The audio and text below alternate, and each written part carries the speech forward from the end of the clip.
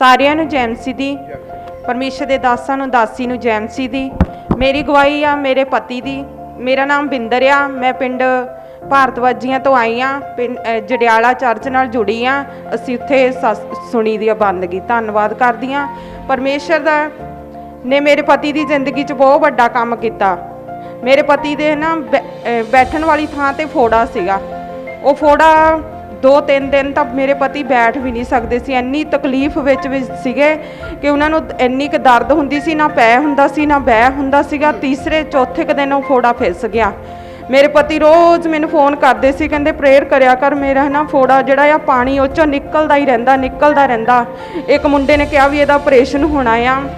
ਮੇਰੇ ਪਤੀ ਨੂੰ ਕਿਹਾ ਵੀ ਇਹਦਾ ਆਪਰੇਸ਼ਨ ਹੋਣਾ, ਜੇ ਤੂੰ ਹੌਸਪੀਟਲ ਤੁਸੀਂ ਚਲ ਗਏ ਤੇ ਇਹਦਾ ਆਪਰੇਸ਼ਨ ਹੋ ਕੇ ਤਾਂ ਫਿਰ ਉਹਨਾਂ ਨੇ ਵਿੱਚੋਂ ਸਾਰਾ ਕੱਢਣਾ ਆ ਤੇ ਫਿਰ ਉਹਨਾਂ ਨੂੰ ਬੰਦ ਕਰਨਾ, ਵਿੱਚ ਪਤਾ ਨਹੀਂ ਕੀ ਪਾਣਾ ਆ। ਉਹਨਾਂ ਨੇ ਡਰਾ ਦਿੱਤਾ। ਮੇਰੇ ਪਤੀ ਬਹੁਤ ਡਰ ਗਏ ਤੇ ਪਿਛਲੇ ਮਹੀਨੇ 20 ਤਰੀਕ ਨੂੰ ਪਰਮੇਸ਼ਰ ਦੇ ਦਾਸ ਸਾਡੇ ਚਰਚ 'ਚ ਗਏ ਸੀ। ਵਰਤ ਪ੍ਰਾਰਥਨਾ ਸੀਗੀ। ਪਰਮੇਸ਼ਰ ਦੇ ਦਾਸ ਨੇ ਸਾਨੂੰ ਕਿਹਾ ਸੀਗਾ ਕਿ ਵਰਤ ਪ੍ਰਾਰਥਨਾ ਆ ਕਿ ਵਰਤ ਰੱਖ ਕੇ ਤੁਸੀਂ ਪਰਮੇਸ਼ਰ ਦੀ ਹਜ਼ੂਰੀ 'ਚ ਆਉਣਾ। ਮੈਂ ਆਈ, ਮੈਂ ਬਹੁਤ ਰੋਈ ਉਦਣ। ਮੈਂ ਕਿਹਾ ਪ੍ਰਭੂ ਮੇਰੇ ਪਤੀ ਦੇ ਵੀ ਪਾਪਾਂ ਨੂੰ क्षमा ਕਰ ਦੇ, ਮੇਰੇ ਵੀ ਕਰ ਦੇ ਤੇ ਮੇਰੇ ਪਤੀ ਨੂੰ ਚੰਗਾ ਕਰ ਦੇ, ਅੱਜੇ ਚੰਗਾ ਕਰਨਾ ਆ ਪ੍ਰਭੂ ਦਾ। ਪਰਮੇਸ਼ਰ ਦੇ ਦਾਸ ਸਾਡੇ ਗਏ ਤੇ ਇਹਨਾਂ ਨੇ ਪ੍ਰਾਰਥਨਾ ਦੇ ਵਿੱਚ ਕਿਹਾ ਕਿ ਮੈਨੂੰ ਪਰਮੇਸ਼ਰ ਦੇ ਦਰਸ਼ਨ ਹੋ ਰਿਹਾ, ਕਿ ਮੈਨੂੰ ਪਰਮੇਸ਼ਰ ਦਾ ਆਤਮਾ ਕਹਿ ਰਿਹਾ ਆ ਜਿਹੜੀਆਂ ਗੁਪਤ ਬਿਮਾਰੀਆਂ ਉਹ ਜਾ ਰਹੀਆਂ ਆ। ਉਸੇ ਰਾਤ ਮੇਰੇ ਪਤੀ ਦੇ ਸੁਪਨੇ ਦੇ ਵਿੱਚ ਡਾਕਟਰ ਗਿਆ। ਉਹਨੇ ਫੋੜਾ ਨੂੰ ਸਾਫ਼ ਕੀਤਾ।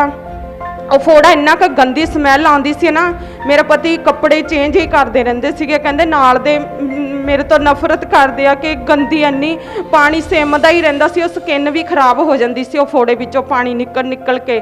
ਮੇਰੇ ਪਤੀ ਬਹੁਤ ਪਰੇਸ਼ਾਨ ਸੀ। ਕਹਿੰਦੇ ਮੈਂ ਇਹ ਮੈਨੂੰ ਕਿੱਦਾਂ ਦਾ ਰੋਗ ਲੱਗ ਗਿਆ, ਠੀਕ ਹੋਣਾ ਕਿ ਨਹੀਂ ਹੋਣਾ, ਉਹ ਇੱਦਾਂ ਹੀ ਕਹਿੰਦੇ ਰਹਿੰਦੇ ਸੀ। ਮੈਂ ਕਿਹਾ ਨਹੀਂ, ਆਪਣੇ ਖੁਦਾ ਨੇ ਚੰਗਾ ਕਰ ਦੇਣਾ, ਤੁਸੀਂ ਵਿਸ਼ਵਾਸ ਰੱਖੋ ਵੀ ਪ੍ਰਾਰਥਨਾ ਕਰਿਆ ਕਰੋ।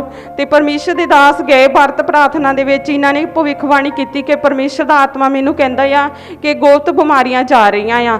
ਮੈਂ ਰਿਸੀਵ ਕੀਤਾ। ਮੈਂ ਆਪਣੇ ਪਤੀ ਲਈ ਮੈਂ ਕਿਹਾ ਪ੍ਰਭੂ ਜੀ ਮੇਰੇ ਪਤੀ ਨੂੰ ਤੁਸੀਂ ਚੰਗਾ ਕੀਤਾ। ਪਰਮੇਸ਼ਰ ਦੇ ਦਾਸ ਮੇਰੇ ਲਈ ਬੋਲਿਆ, ਮੇਰੇ ਪਤੀ ਲਈ ਬੋਲਿਆ। ਉਸੇ ਰਾਤ ਮੇਰੇ ਪਤੀ ਦੇ ਸੁਪਨੇ ਦੇ ਵਿੱਚ ਡਾਕਟਰ ਗਿਆ। ਉਹਨੇ ਫੋੜੇ ਨੂੰ ਸਾਫ਼ ਕੀਤਾ, ਫੋੜੇ ਨੂੰ ਬੰਦ ਕਰ ਦਿੱਤਾ। ਜਦੋਂ ਮੇਰੇ ਪਤੀ ਸਵੇਰ ਨੂੰ ਉੱਠੇ ਫੋੜਾ ਬਿਲਕੁਲ ਠੀਕ, ਕੋਈ ਪਾਣੀ ਨਹੀਂ ਸਿਮਦਾ। ਤੇ ਉਹਨਾਂ ਨੇ ਫਿਰ ਮੈਨੂੰ ਦੱਸਿਆ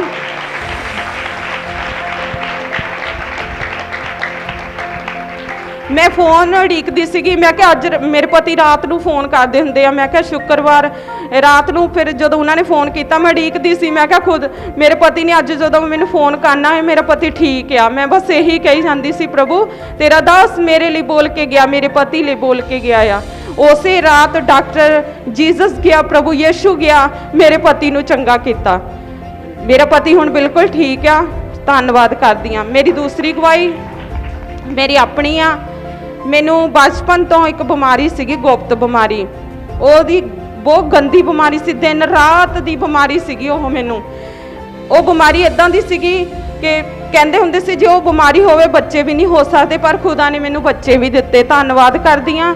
ਤੇ ਮੈਨੂੰ ਉਹ ਨਾ ਦਿਨ ਰਾਤ ਉਹ ਰਹਿੰਦੀ ਸੀ ਬਿਮਾਰੀ। ਮੈਂ ਇਸੇ ਪਰੇਸ਼ਾਨੀ 'ਚ ਰਹਿਣਾ। ਮੈਂ ਨਾ ਪ੍ਰਭੂ ਇਹ ਕਿੰਨੀ ਗੰਦੀ ਬਿਮਾਰੀ, ਮੈਂ ਕਿਸੇ ਨੂੰ ਦੱਸ ਵੀ ਨਹੀਂ ਸਕਦੀ। ਮੈਂ ਆਪਣੇ ਪਤੀ ਨੂੰ ਵੀ ਉਹ ਬਿਮਾਰੀ ਨਹੀਂ ਸੀ ਦੱਸ ਸਕਦੀ।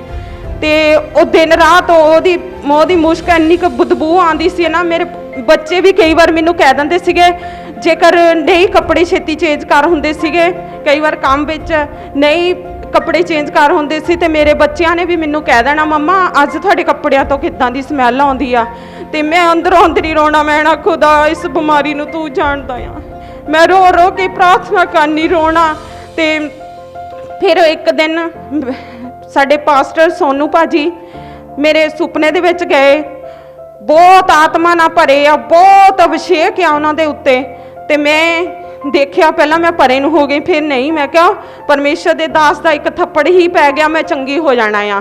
ਪਰਮੇਸ਼ਰ ਦੇ ਦਾਸ ਨੇ ਉਸ ਬਿਮਾਰੀ ਦਾ ਨਾਂ ਲੈ ਕੇ, ਜਿਹੜੀ ਮੈਨੂੰ ਉਹ ਬਿਮਾਰੀ ਸਿਰਫ ਮੈਂ ਜਾਣਦੀ ਸੀਗੀ, ਹੋਰ ਕੋਈ ਨਹੀਂ, ਮੈਂ ਕਿਸੇ ਨੂੰ ਨਹੀਂ ਸੀ ਦੱਸਦੀ। ਮੈਂ ਬਚਪਨ ਤੋਂ ਹੀ ਉਸ ਬਿਮਾਰੀ ਦੇ ਵਿੱਚ ਸੀਗੀ। ਮੇਰੀ ਉਮਰ 34 ਸਾਲ ਹੋ ਚੁੱਕੀ ਆ। ਦਿਨ ਰਾਤ ਦੀ ਬਿਮਾਰੀ ਸੀਗੀ। ਮੈਂ ਦਵਾਈਆਂ ਵੀ ਬਹੁਤ ਖਾਧੀਆਂ ਪਰ ਮੈਂ ਠੀਕ ਨਹੀਂ ਹੋਈ। ਤੇ ਮੈਨੂੰ ਪਰਮੇਸ਼ਰ ਦੇ ਦਾਸ ਨੇ ਉਹੀ ਬਿਮਾਰੀ ਦਾ ਨਾਂ ਲੈ ਕੇ ਕਿਹਾ ਕਿ ਭੈਣ ਤੂੰ ਠੀਕ ਹੋ ਚੁੱਕੀ ਆ। ਜਦੋਂ ਮੈਂ ਸਵੇਰ ਨੂੰ ਆਪਣੇ ਆਪ ਨੂੰ ਦੇਖਿਆ, ਖੁਦਾ ਧੰਨਵਾਦ ਕੀਤਾ, ਮੈਂ ਕਿਹਾ ਸੱਚਮੁੱਚ ਮੈਂ ਠੀਕ ਹੋ ਚੁੱਕੀ ਆ, ਮੈਂ ਹੁਣ ਬਿਲਕੁਲ ਠੀਕ ਆ। ਉਸ ਦਿਨ ਦੀ